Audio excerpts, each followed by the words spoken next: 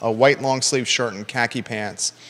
And our son and his classmates got in front of the entire school and a boatload of parents, and they put on a play for us. Our son had a speaking part. Each of the kids in his class had a speaking part. And it was just an incredibly heartwarming and special experience for my wife and I. I, as a father, was beaming with pride.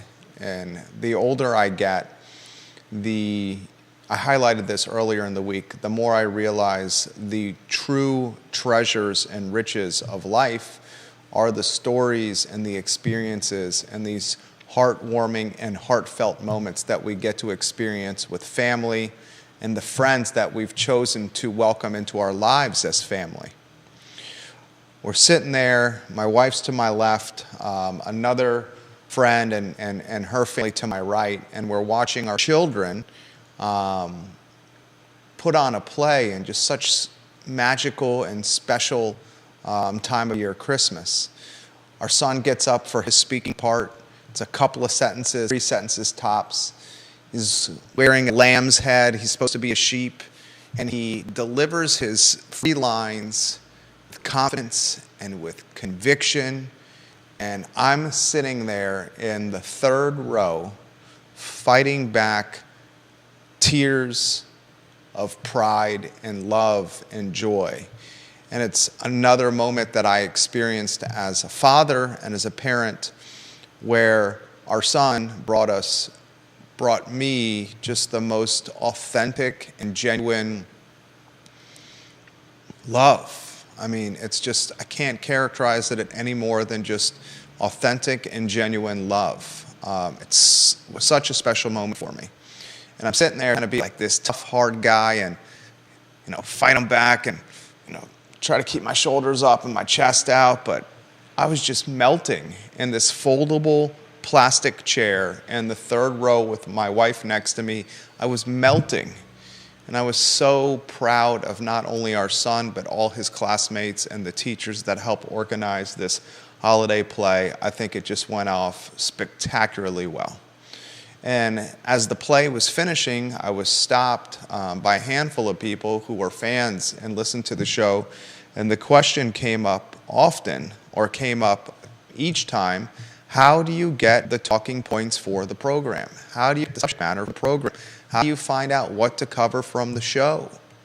And I explained to each of them, it's challenging. I mean, some shows, the content comes to you and it's just easy to do, right? Other shows, we are fighting and scrapping on the phones and on the text chain, on the email chain, and on the DM chain looking for content. If you watch the show, a lot of folks listen on this form post-show, either working out, walking around the neighborhood, streaming at their house or in their office. I hear from the viewers and listeners the various ways they listen to the program. And you know that Judah and I want to highlight Judah. He's become a critical component to the show. I value his opinion. I hope you do as much as I do. I think he's a fantastic yin to my yang, very complementary personality to what I try to provide with the show.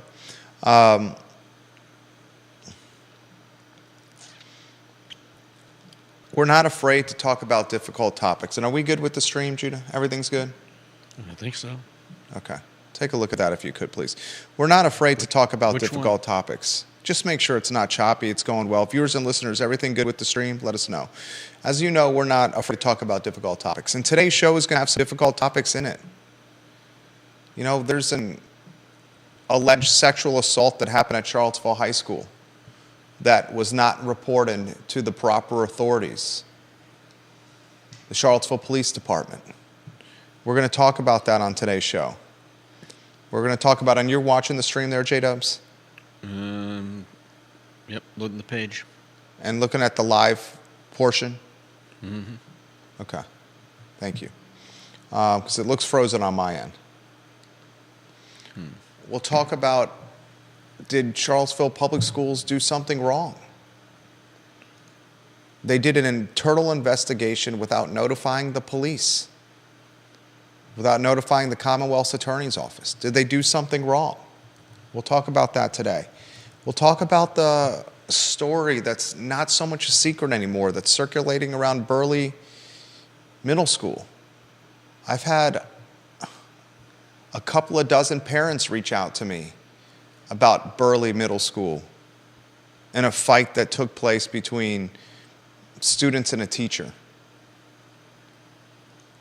A teacher trying to defend himself, and in the process of defending himself, allegedly hurt one of the students. A fight, a melee that was filmed and recorded and posted on social media at Burley Middle. We'll talk about what's going on with the school system. Is the superintendent of Charlottesville Public Schools, Dr. Gurley, is he on a hot seat right now? I mean, is he in a little bit of job security limbo?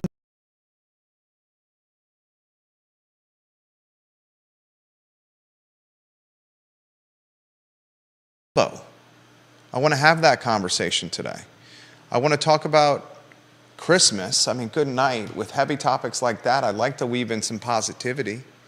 We have suggestions for you for Christmas lights, for photos with Santa. We have suggestions for you for cutting down your Christmas tree as we try to throw some human interest into the mix. I got a real estate story I want to relay to you. The hardware store on the downtown mall is for sale. The hardware store is the building where Silverchair used to call its headquarters. The hardware store at one time was a restaurant and gift and retail shop. This particular building is for sale, and it's been for sale for some time right now. The asking price is $6,500,000. Yet another property on the downtown mall that's for sale that is staying sticky. You talk about before COVID, these properties wouldn't even have been listed. They would have traded off market. Stacey Baker Patty says there's a lot of glitching, video and audio, Facebook and Twitter, and reaching out to you specifically about that, Judah. All right. Multiple folks are saying that. If we can optimize that stream, please, sir. I'll see what I can do. But I mean, that's what I was asking you about. I know. I don't think there's anything I can do about it. Christelle says it's choppy. I was suggesting closing some of those browser tabs here so you can optimize terminal performance, please. I've got 5 tabs. Folks are asking for the show here. So we're going to look at this from almost as if it was the setup of a newspaper, where there's the front page stories, the sports section, the real estate section, the business section, the school section, the politics section. I want to start with schools. This would be above the fold on A1. There's an alleged sexual assault that took place at Charlottesville High School that has gone unreported. Courtney Stewart of WINA has done a good job of investigating this story. In fact, Courtney Stewart, who hosts a talk show on WINA, had a guest on her show, former coordinator of safety and security, Regine Wright. And this former Charlottesville Public School employee went on Courtney's talk show, and she highlighted that there was an alleged sexual assault that was not reported. Spencer says we're frozen and choppy on his end, Judah. All right. So we got to do what we can here on your side to get this up to speed, please. Thank you very much. Here's the problem.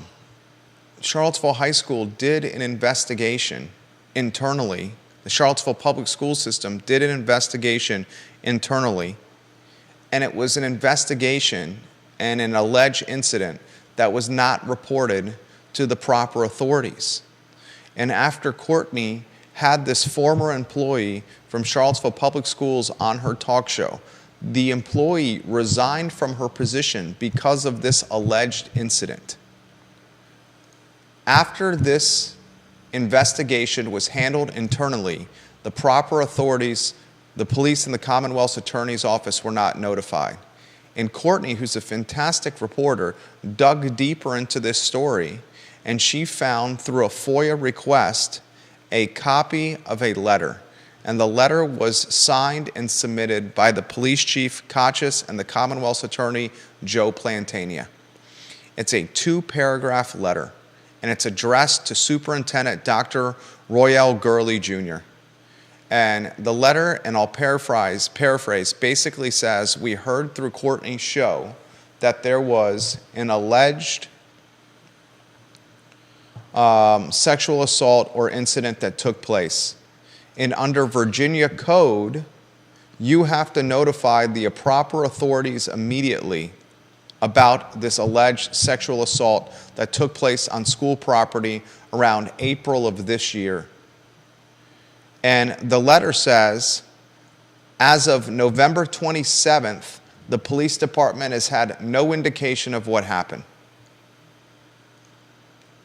So you got a school system that is continuing to be in a spotlight of concern, a school system that continues to be in a position of vulnerability. And it's not just Charlottesville Public Schools. We'll talk Burley Middle. An email was sent to parents and staff at Burley Middle School within the week about a fight that took place with students, a group of students, and a teacher. I've seen the email. I'm in the process of getting the video of the recorded fight that's been posted on social media by students. I'm hearing from multiple people that the teacher tried to defend himself, and in the process of defending himself, he hurt one of the students. I'm hearing from multiple people that neither the teacher nor the student were in school as of yesterday. And now a couple of dozen parents have reached out to me and said, hey, you need to highlight this. We're asking the school system for information on what's going on, and it's falling on deaf ears.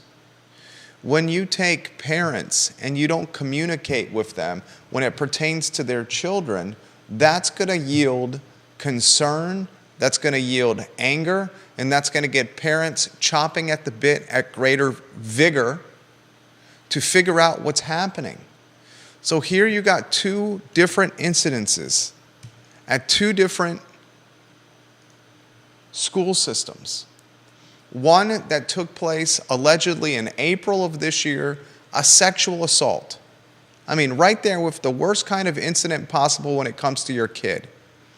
An incident that was investigated internally by the school system, and the investigation or the notification never involved the local police and local authorities. That was this year, Charlottesville Public Schools.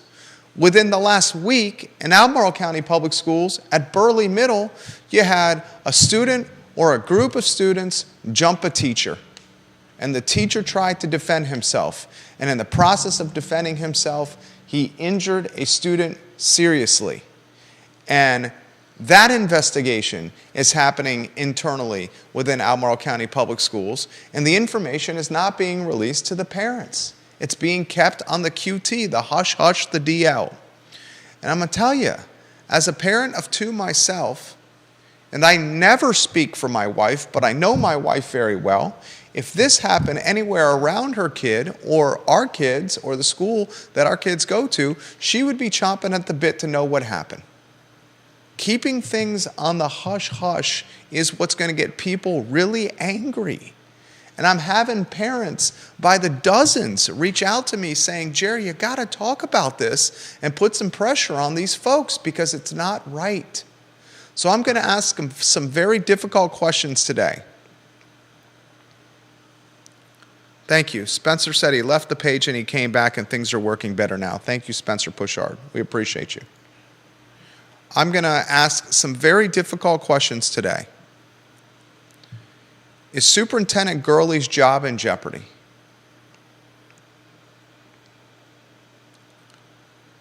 Here's another difficult question. Charlottesville High School has been in the spotlight for fights and security breaches and roaming students, bands of roaming students to the clip of 30 to 50, running the hallways and acting in loitering and nefarious and aggressive and concerning and outbursting fashion. With Charlottesville so much in the spotlight, it's put Albemarle County Public Schools on the back burner, but here you got Burley front and center. Should we position ACPS back on the front burner and ask about the school board and superintendent Matthew Haas?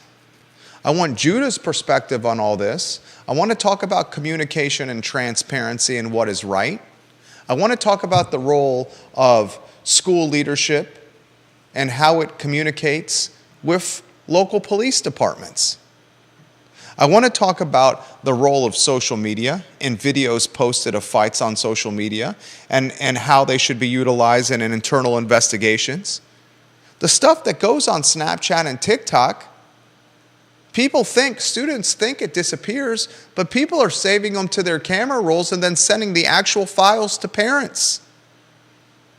It's never a secret. It never disappears. Such is the nature of the internet. These topics I want to talk about, and I'm going to counterbalance the significance and the gravity and the heavy nature of these topics with some human interest content around Christmas lights and photos with Santa and places to cut a tree down. I want to introduce a new segment to the show where we're going to start hosting or compiling a ranking of some of the best viewers and listeners and the significance of the comments they offer to the show. And based on that ranking system, we're going to invite some of those viewers and listeners to come on the show like we did with Ginny Thompson yesterday. I thought Ginny did a fantastic job on the program. I also want to highlight on the show another building that's for sale, the hardware store building on the downtown mall, the former headquarters of Silverchair. Let's weave Judah Wickower in on the mix on a two-shot. It looks like the stream is now not choppy and smooth again. I thank you for the viewers and listeners for offering your feedback on the feed. Judah, the sexual assault at Charlottesville High School storyline is a damning one. Yeah, I mean, there's not a whole lot worse you can mess up, but sexual assault when I mean, that's right. That's a smidge below a smidge below murder. I mean, yeah. If you want to put it in levels, either way. It's not the kind of thing that you want to. It's not the kind of thing you want to hear about happening at a school, and worse, you don't want to find out that the school is doing their own independent investigation, and not involving the professionals. I mean, let's set the stage here. April of this year, an alleged sexual assault happened. Leadership in the school system learned of this assault. They hosted their own internal investigation. They did not report it to the authorities. The reason we know it has not been reported to the authorities is because Courtney Stewart of Charlottesville Right Now, she's a fantastic investigative journalist, did a FOIA, Freedom of Information Act request, found a letter sent by the Commonwealth's Attorney Joe Plantanian and Police Chief Michael Kachis to Superintendent Gurley as of November 27th. So we're talking April's the 4th month of the year, November's the 11th month of the year. Roughly 7 months later, the police were not notified of this alleged sexual assault. Yeah. And I'm sure we all know from watching enough TV that the longer a case goes without investigation, the harder it is to figure out the truth of. Yeah. And I'm sure that this is something that clearly we want the truth to come out about, whether it's to clear the name of anyone who is innocent, or whether it was to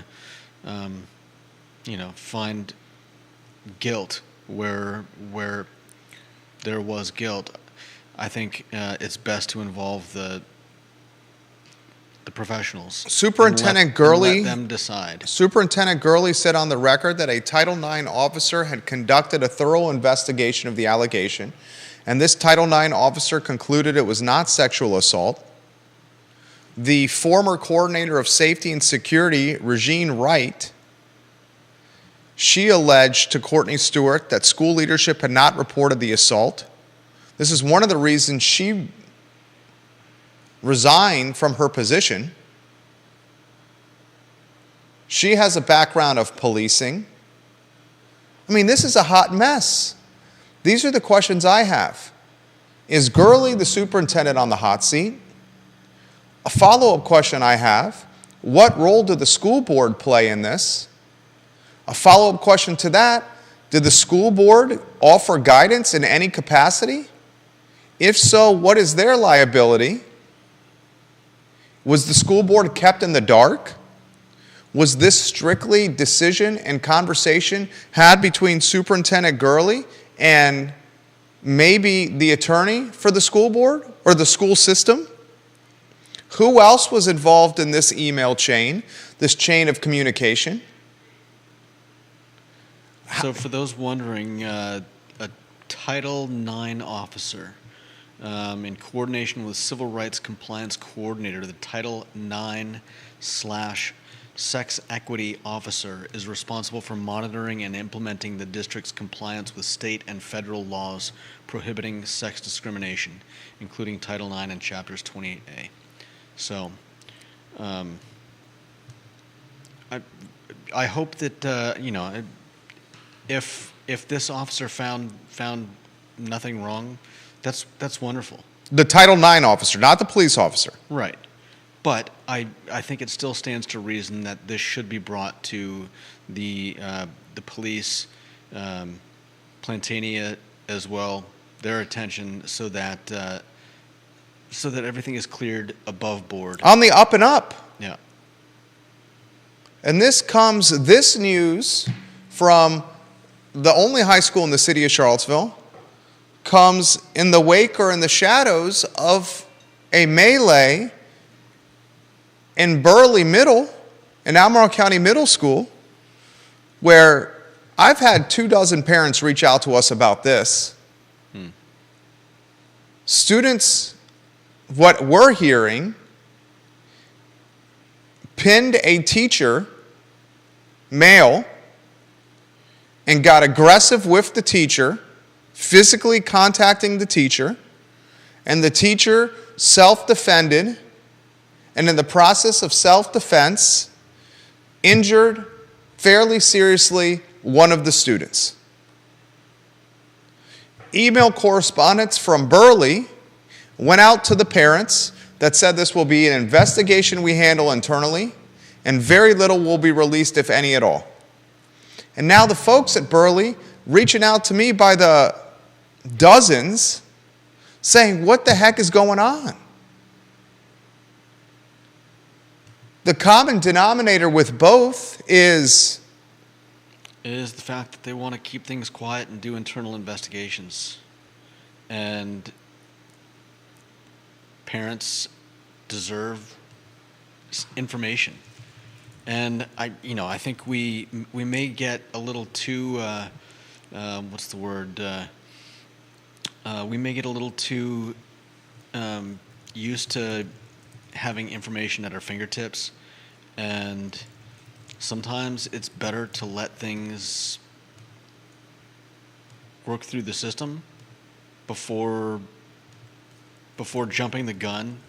But at the same time, when there are rumors spreading, when there are videos on social media ending up on social media, I think parents definitely deserve at least a heads up, so that they're not hearing stuff from their kid's friend's friend, or worse, seeing something on social media that you would think this is not the kind of thing that should be happening at the school, much less getting filmed and tossed up on. Check the DM I sent you. Viewers and listeners, what are your thoughts here? I appreciate you reaching out. I got multiple folks indicating they're going to send us the video of what happened at Burley. I mean, you had a Charlottesville election with 4 school board members run unopposed and without competition for the school board. It's about darn time that we start valuing the importance of the school board, with some making a legitimate argument. You're looking at some of the localities, some of our local government's most important positions. Folks, not only Albemarle, it's a $260 million school budget. You're talking about children, our children. Deep Throat's got this comment. Deep Throat, as far as I'm concerned, and we'll start issuing rankings of the viewers and listeners, top 10, top 15, top 20, top 25. My top 10 looks like right now, and this is something we put together before the show, Deep Throat number 1, John Blair number 2, Carly Wagner in the 3 slot, Ginny Thompson in the 4 slot, James Watson in the 5 slot, Vanessa Parkhill in the 6 slot, Kevin Higgins in the 7 slot, Kelly Jackson 8, Carol Thorpe 9, Albert Graves 10, Kevin Yancey 11, Georgia Gilmer 12. We'll start showing graphics on screen of a top 10, a top 15, and a top 25. We'll invite viewers and listeners who shape the show and offer perspective in the comment section onto the program, perhaps on Wednesdays in the middle of the week, to talk about the week that was and offer their thoughts. Because I think you, the viewer and listener, have valuable perspective that this community needs to hear. And Judah and I want to share this platform. I got a very straightforward question for you. This is from Deep Throat. Before I get to this question for you, Judah. And you're the guy that's like the metronome. The metronome, why do we like a metronome? Because you're never worried that it's going to be off. It's consistent. Yeah. It's the same thing every time. Not too high, not too low. Not particularly, Careful. not particularly zestful, but not particularly, what's the opposite of zestful? Somnolent? You're a perfect compliment to what I am with this show. Perfect compliment. I'm going to ask you this question, the metronome of the show. Dr. Gurley, the superintendent, is he in hot water right now? And before you give that answer, if you want to put that lower third on screen, I'll go to the top-ranked viewer and listener right now, Deep Throat. He says, I do not buy the school-to-prison pipeline argument, which you guys talked about on the show yesterday.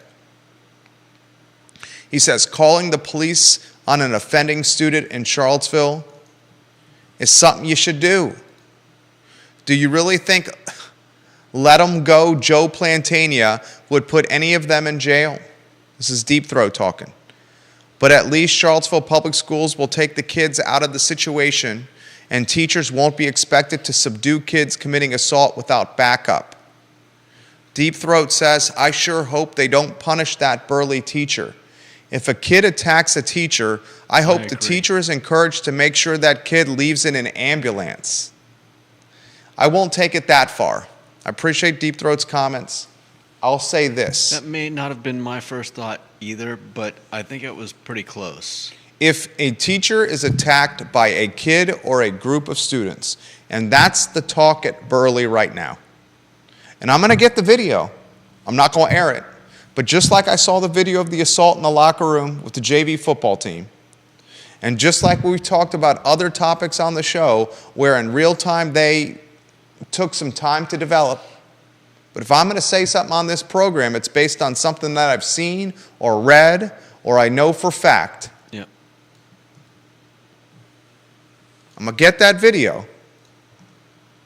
If a teacher is assaulted or pushed or hit or there's any kind of physicality with a student and a teacher, that teacher should defend themselves.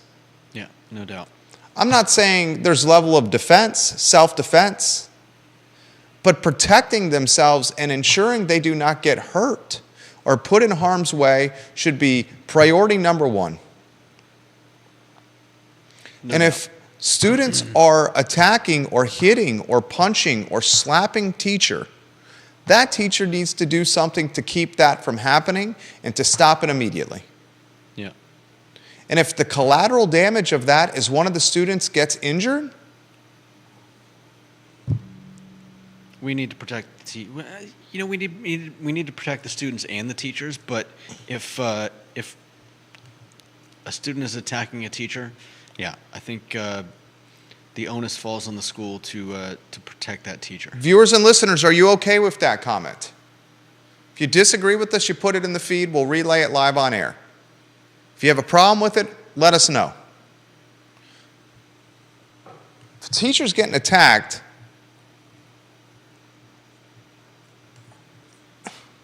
come on. Colleen Wise, the suggestion was made, Colleen Wise Owens, the suggestion was made by one of the other viewers and listeners to close the page you're on and then come back on, and then your page will not be choppy or frozen. Lisa Costello. Lisa Costello's name needs to get in the ranking. All right, I'm going to put Lisa Costello in the top 20. Lisa Costello on Cherry Avenue is a frequent contributor of the show. Lisa, you're getting in the ranking right now. I'm going to put you in the top 20, Lisa Costello, literally as we speak. You're checking in at slot 20 for key viewers and listeners, the Queen of Cherry Avenue. She says this: what is the policy of Charlottesville Public Schools of notifying law enforcement if when violence occurs on schools? What does policy state? Obviously, the public school admin have been chasing law enforcement away from schools except when they are desperate in crisis.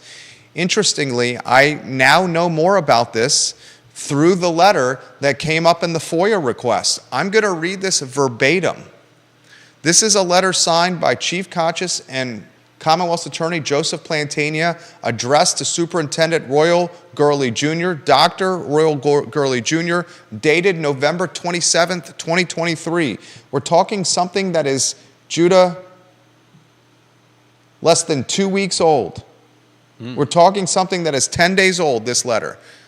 Dr. Gurley, it was recently brought to our attention that a local media outlet has raised questions concerning the applicability of Virginia Code 22.1-279 3:1 as it relates to conduct at Charlottesville City Schools. Our reading of that Virginia Code section requires a principal to immediately report to the local law enforcement agency any incident, emphasis added with incident, described in sections A3-A7. Paragraph D requires the principal or their designee to also notify the superintendent of the school division of any such incidents and sets forth potential sanctions for noncompliance.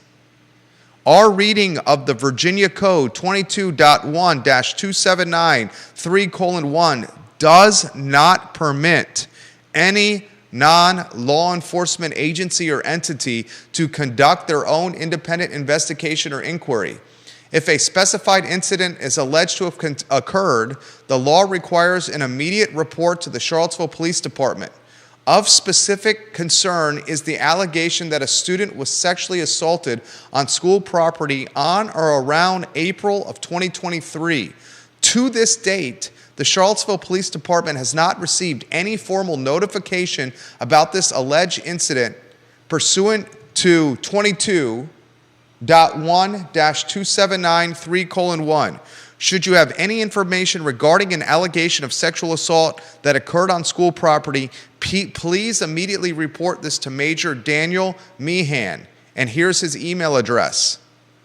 If your understanding of the law differs, or if counsel for the school board has provided contrary guidance, we would be happy to meet at your earliest convenience to discuss the matter. We both thank you for your service to the community. They're basically saying you have no right to keep this internal through an investigation. You need to report it to us immediately. Yep. And that was a very nice way of saying it. And they referenced Virginia Code. This was a very nice way of saying, you better tell us what happened right now. Per my last email. Would you not agree with that? Definitely, yeah. It was written to convey the fact that Urgency. this is not something that we want to have to write to you about again in the future. Is it a fair question? I asked you this, gave you a moment to think about it. The metronome of the talk show, Judah Wickhauer. Maybe that's under the lower third for your name there. You came up at the play yesterday. We like the jack of all trades guy. Literally, that's what I heard. Maybe it's the metronome of the talk show. Is Dr. Gurley's job in jeopardy? Is that a fair question, and is it in jeopardy? I don't know if it's a fair question. I don't know if it's in jeopardy, but I do know that between the expose on the substitute teacher's feelings on the job that he's doing and not trusting him, combined with this letter, I would say that he's definitely in the spotlight. And I think the most disturbing thing to me is that we continually see an awful lot of arrogance in the school hierarchy, from school board members to superintendents. I think we see a willful disregard for parents' rights, parents' desire to know what's going on in their kids' lives and in the school where their kids are going to spend a lot of time, a lot of their lives, and just a kind of we know better attitude that really doesn't come across very well when it's directed at you. Well said. You know who knows more, who has the best say or knows more about their kids than anyone? Hopefully the parents. Their parents.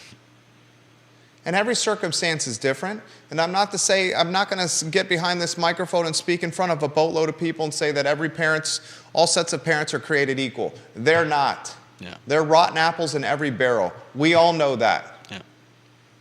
But if you assess most apple barrels, most of the parents in those apple barrels are ones that care about their kids and would do anything for their children. And to marginalize and commoditize and to say egotistically or arrogantly, as Judah highlighted, that we don't need to communicate with you or be transparent with you about what's happening in these classrooms or these hallways or these gymnasiums or these cafeterias or these entranceways or these secondary entrances. And we're not going to tell you what's going on with fights and brouhahas and melees or curriculum or what we're teaching them, sexuality-wise, history-wise. That's bogus. Yeah. And until all of us start gaining the confidence and the conviction and the willingness or the chutzpah or the fearlessness to stand up and say, enough already, these are our children, what we say goes, this will continue. And the clandestine nature of communication when it comes to this middle school fight with the teacher and kids, or when it comes to a sexual assault at the local high school, or when it comes to secondary entrances being breached, or when it comes to a small group of people, and I'm talking about the school board saying we don't need school resource officers in Charlottesville City Schools, when folks like that make decisions for the hundreds, if not the thousands, 10,000? Well, that's bogus. I think it highlights the fact that while we may not vote for the policies, we do vote for the policy makers. And sadly, this is what we have now. Janice Boyce Trevelyan, I'm going to get to your comment. The top 20 is quickly being filled out. Viewers and listeners top 20. This is as of December 7th, 2023. I got Deep Throat in the number 1 slot. I got John Blair in the 2 slot. Carly Wagner 3, Ginny Thompson 4, James Watson 5, Vanessa Parkhill 6, Kevin Higgins 7, Kelly Jackson 8, Carol Thorpe 9, Albert Graves 10, Kevin Yancey 11, Georgia Gilmer 12, Sarah Hill Buchensky, you're 13. Top 13 viewer and listener, Sarah Hill Buchensky. I got Janice Boyce Trevelyan at 17, Spencer Pushart at 18, Philip Dow at 19, Lisa Costello at 20. Let's go to SHB. Sarah Hill Buchensky, a top 15 commenters, got this. Self-defense is always okay. If students are assaulting teachers at school, imagine the overall environment. Sounds like no one is safe at school. School boards and superintendents need to take immediate action that involves consequences and accountability for students and support for teachers to enforce the rules. Damn straight. No doubt. Philip Dow, it comes to this for me. Charlottesville Public Schools needs to be investigated and audited. Heads need to roll. Christelle. How do I say your last name, Christelle? You're a key member of this family. Christelle Coper. She's won some stickers from us. Her perspective valued on the show. Things like this happen, gentlemen, when SROs are removed from the school. The teachers need to be able to defend themselves or have the support there at the schools. Logan Wells Claylow, welcome to the broadcast. Janice Boyce Trevelyan, she says this: if students are involved in the sexual assault allegation, I wonder why parents did not report it to the authorities themselves. Questions where the authorities are not been contacted leads you to ask the follow-up question. Did the investigation happen from the school without even notifying the parents? I'm not going to jump to the conclusion that the parents weren't notified, but if they don't contact the police and the Commonwealth's attorney about an alleged sexual assault on school grounds, a fair follow-up question is, were the parents even contacted? Or were they, and this is just conjecture, were they pressured by the school or by the Great question. To not say anything. Yeah. Leave this to us. We'll take care of it. Don't worry about it. It's all good. Don't worry. There's another follow-up from the metronome. That might be your new nickname. Everyone needs a metronome in their life. You're mine. Metronome's a compliment. You know what to expect every single damn day. Were they pressured not to say anything? And is that even worse? I would argue that is worse, although, again, it is worse than not telling them?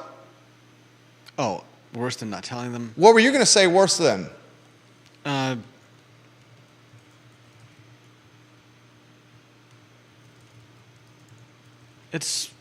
don't know that it's worse than not telling them, but I just meant worse than being above board about the whole thing.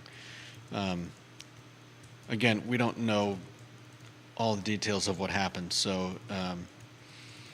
we are hoping that the school and the school board and the superintendent have a little more respect for parents than to patronize and shove around, and we would hope that someday soon there will be some more transparency.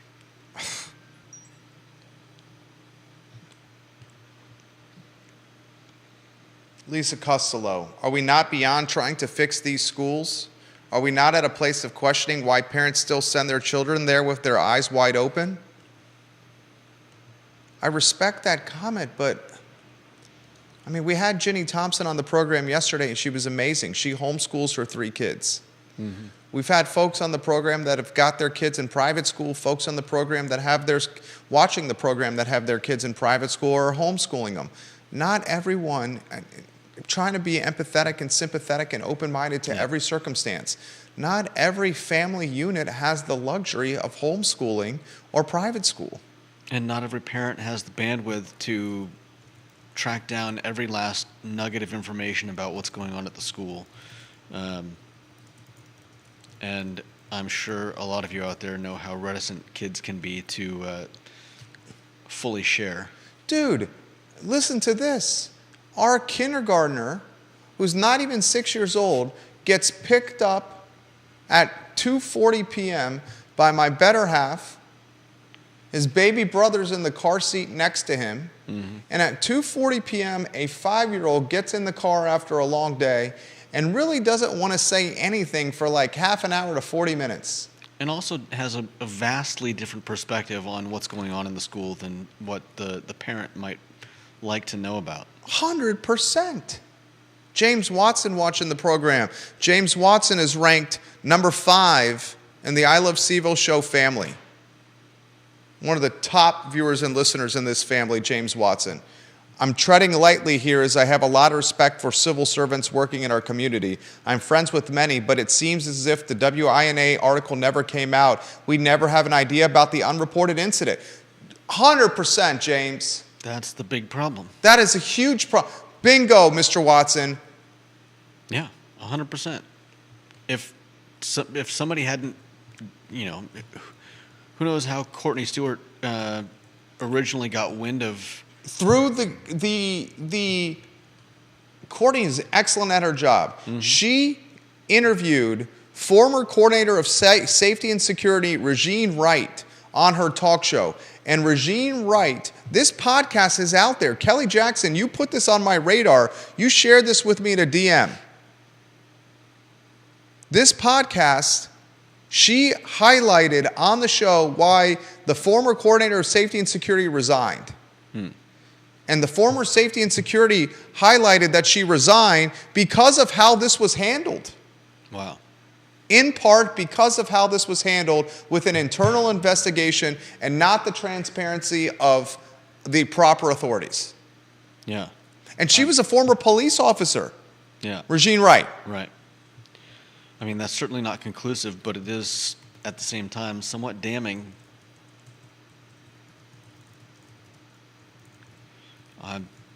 It's insane. If I was a parent, this is insane. I'd be pulling my hair out as a parent with a kid in some of these Central Virginia schools. This is insane. I saw the email correspondence that was sent to the Burley parents. The Burley Middle School, put that lower third on screen. I got a 1:35 meeting, which is in 11 minutes. We got a lot to cover in 11 minutes. This is insane. An email was sent to the Burley Middle School parents saying, we know something happened. We're going to give you very little information about it. We're going to investigate it ourselves, and we're not going to let you know what happened. What the F? There's videos on social media. You're talking a teacher injuring a kid through self-defense is what we're hearing. I mean, the fact that a teacher has to defend themselves against a kid is insane. Is a sign of the culture. Sadly. Colleen Wise Owens, teachers must be safe to do their jobs. Students must be safe to learn. If this necessitates SROs, then so be it. I attended Burley in the 7th grade. This breaks my heart. Amen. I cannot at this point see an argument against the SROs. Yeah. What is the argument? I mean, Deep Throat, number 1 in the family, shares a link that the Fairfax superintendent was fired after an investigation into sexual assault against students. I'll share that link that Deep Throat just shared in the comments section of my personal Facebook page. Okay, I'm getting a message from my 135 here. I'll text my 135 to see if we can go to 145. He's watching the show. Texting you right now. I saw your comment. I shared it in the comment section of my personal page. I'll share it in the comment section of I Love CVille Facebook. I'll put it in the Twitter thread of this show right now. This is a link that Deep Throat shared. Deep Throat's link on Fairfax superintendent.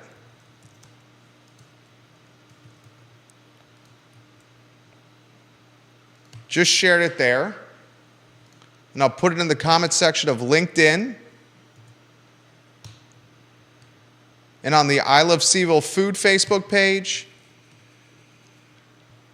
On the I Love Seville group Facebook page. Read the link. Thank you, Deep Throat. That's why he's number one. 135 just got moved to 145. Our 135 is watching the show right now, and he says, this is interesting. 145 is totally cool. Thank you.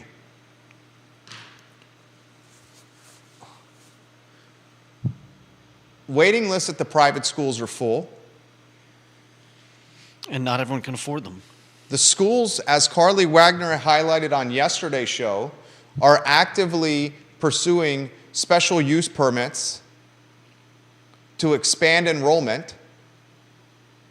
Special use permits needed to expand the size of the school so more kids can be accommodated. We're hearing from folks.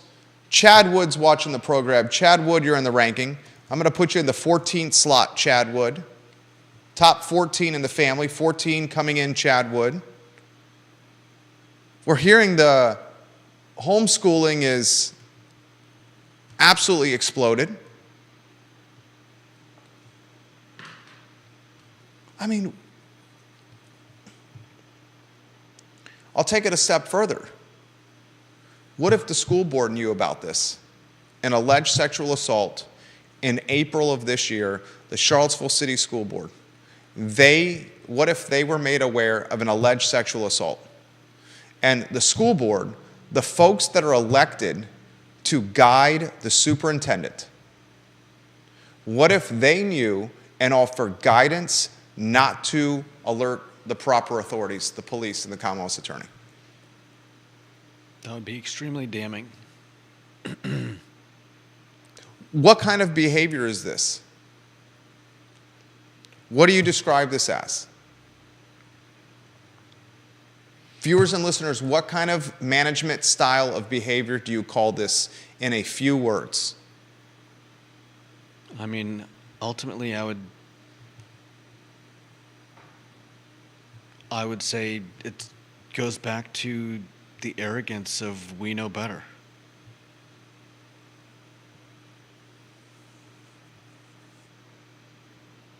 What's the word? Ginny Hu says, I agree with the metronome. Hiding info from the parents is completely unacceptable. I mean, this is the type of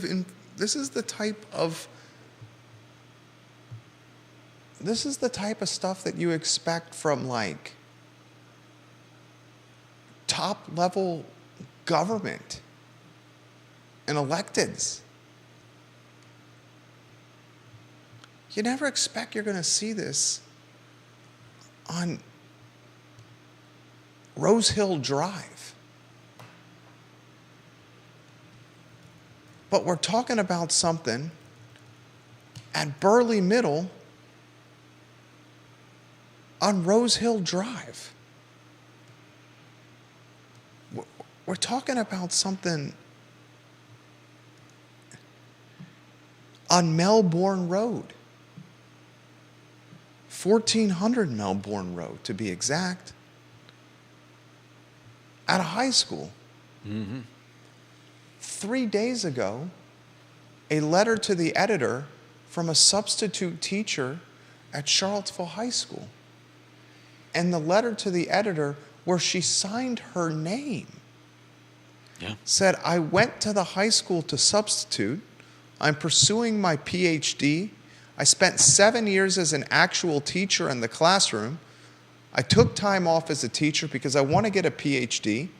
I want to give back to the high school because they're struggling, so I signed up to substitute. I showed up to work, and no one was even there to meet me at the door to tell me what to do. I waited in the foyer for 15 or 20 minutes. No one came to greet me. Finally, I went looking to see what I was supposed to do.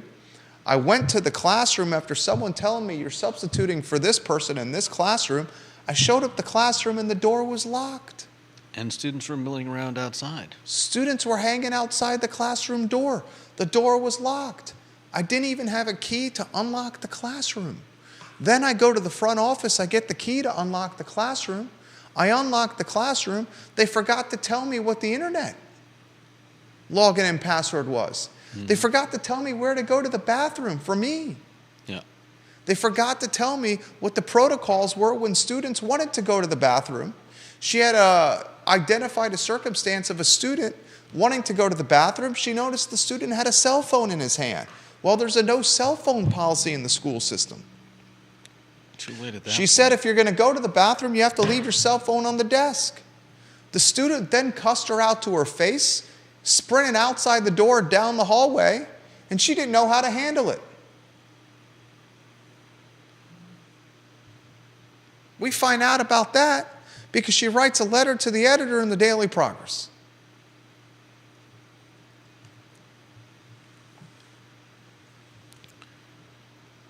Randy O'Neill watching the program. Something else about compensation and two sides of the coin. Students wake up and go to work, sun up, sun down, and don't feel rewarded. And he said 90% of school budgets are personnel.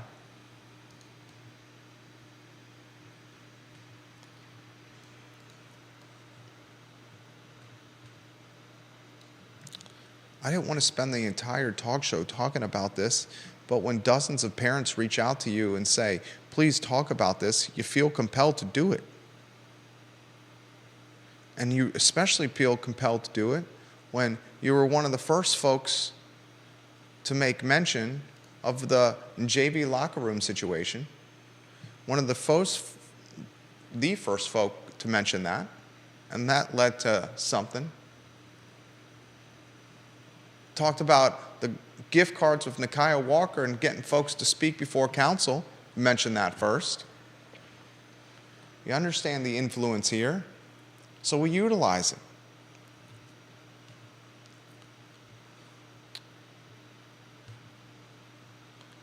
Good night.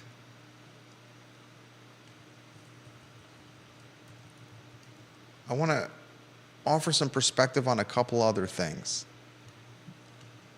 Before I do, I want to get the metronome's thoughts on things.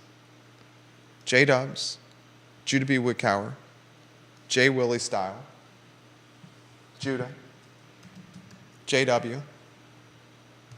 You got some nicknames on the talk show, if you haven't noticed. Where would you like to go? Ibiza.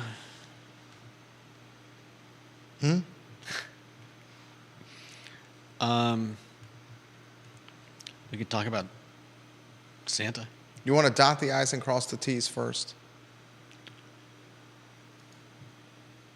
I think we all need to keep an eye on the local schools and keep them. What's the word I'm looking for? Honest? Yeah. Transparent? Accountable? That's the word. Minding their P's and Q's? I think we need communicative? I think we need to keep them accountable, and I think we need to make sure that I think we need to watch out for the people around us. This teacher. I think that we're in the coming days we're going to hear a lot surrounding what happened, and I just hope that the teacher is treated fairly. And You're talking the Burley teacher. yeah. If you're at all associated with Burley Middle School in any capacity, if you're not utilizing email, phone call, and in-person communication to demand what happened and get insight into what happened between teacher and student fighting that led to a student getting hurt and a teacher self-defending himself, then I just, that's what we would be doing. Carly Wagner watching the program. C-Dubs, Carly Wagner is number 3 in the top. We now have 20. Number 3 in the top 20 is watching the program, Carly Wagner. My sister is on a school board in Virginia. she says. She started showing teachers had to file grievances against the school board, and the superintendent was furious with her. Middle school students were habitually sexually assaulting the teacher, and the principal refused to remove the students from her class. Wow. Another case she told me about was a 12-year-old middle school girl horribly assaulted by several middle school boys, and no punishments were given to the boys. The girl's parents had to keep her home. Another boy had his jaw broken by another boy, split in half with multiple surgeries needed. School called the victim's mom to come pick him up and never called 911. It wasn't until the mom got to the school that she herself had to call 911. Somebody would have gotten murdered that day.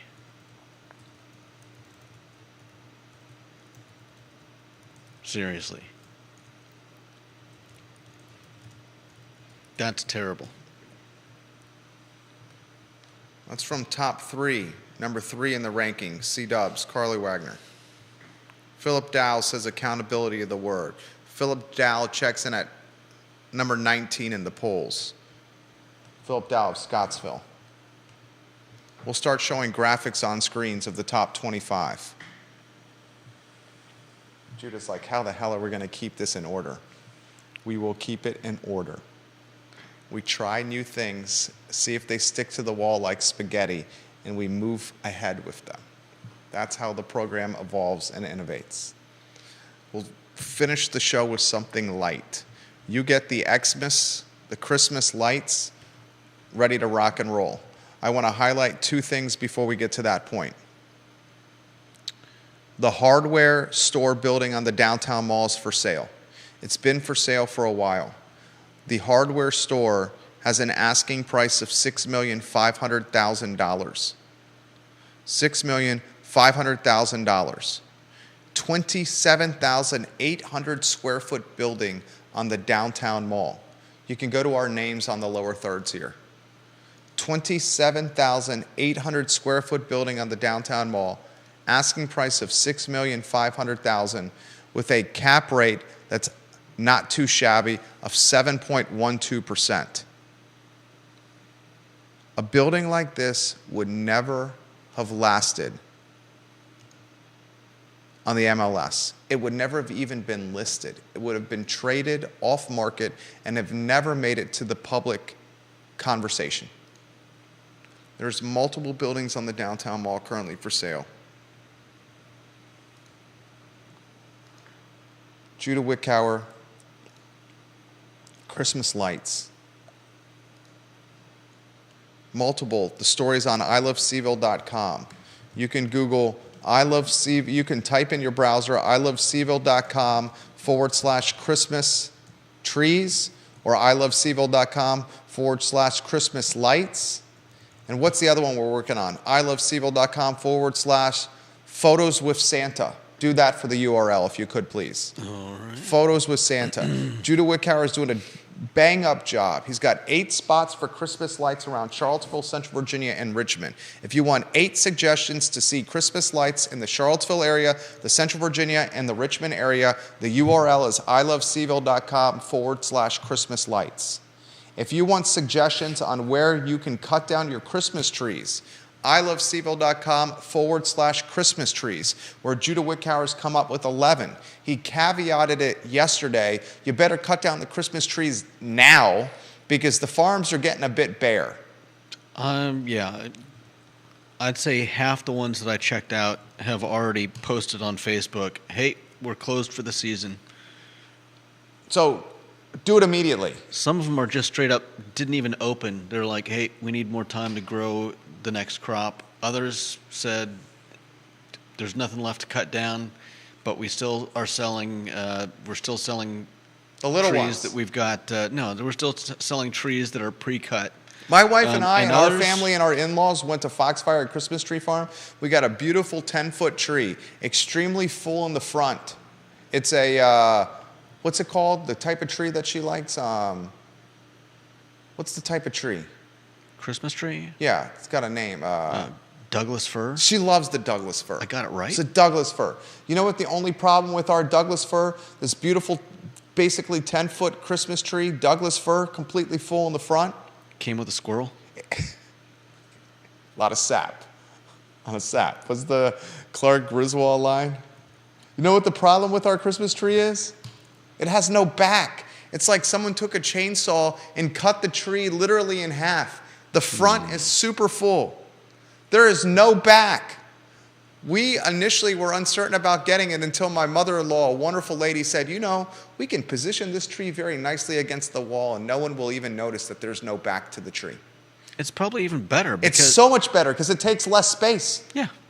It's literally a Christmas tree like this, if you can envision a triangle, with half the triangle cut down and removed. And we have it completely rested against the wall, so when you're in the kitchen, you can actually see the TV. Previously, the Douglas fir would have blocked the entire television. Somehow, we found a half Christmas tree and made it work. Because as Clark Griswold said, we're going to have the happiest Christmas. Can you get the URL up so people can see it? iloveseville.com/photos with Santa. Well, it's not up yet. I don't know if it'll be up today. Okay. We'll have it up by close of business today. In fact, No, maybe. we got to get it up by close I've of got business. another show after this one. Come on now. You can do it. No. I have confidence in you. I have a lot of I don't confidence care in if you have confidence I in have me. confidence in you, Metronome. Viewers and listeners are counting on you. Offer some closing thoughts here. Anywhere you want to go. I know that's not your preferred way of me throwing stuff to you. He's indicated in the past, he likes me to pass the baton to him with a clear question or talking point to highlight. He does not like when I say anywhere you want to go. I understand that. We are in the holiday season. Be good to each other. Remember the golden rule. Remember to treat others not even how you'd like them to treat you, but better than you'd like them to treat you. Because 'tis the season of giving. And I think too often that gets lost in 'tis the season of buying and presents and things. And let's make it about the people. Great way to close. Nicely done. Nicely done, J-Dubs. I'll close with this.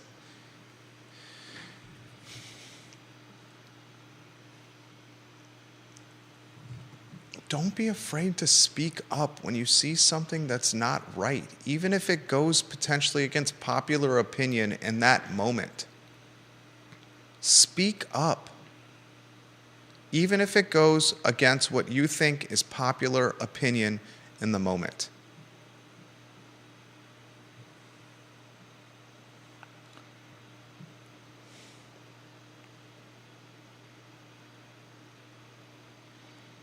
When you speak up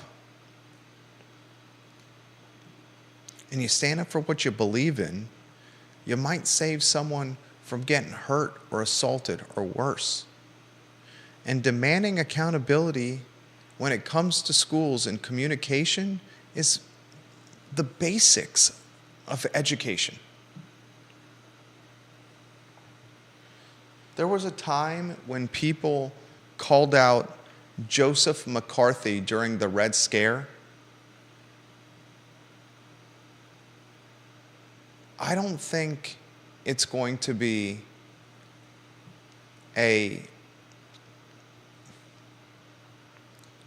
when people called out Joseph McCarthy during the Red Scare,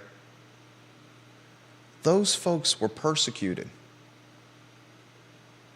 They were villainized. Blacklisted. But then with the benefit of history and time, those folks are seen as heroes. Heroes for calling out Joseph McCarthy. Don't be afraid to stand up for what you think is right. It might be some pain in the present, but in the near term, your intentions will be seen as authentic and genuine and pushing the community in a right direction. That's today's talk show. Judah Wickhauer, Jerry Miller, the I Love Seville show, where we are unafraid. Thank you for joining us.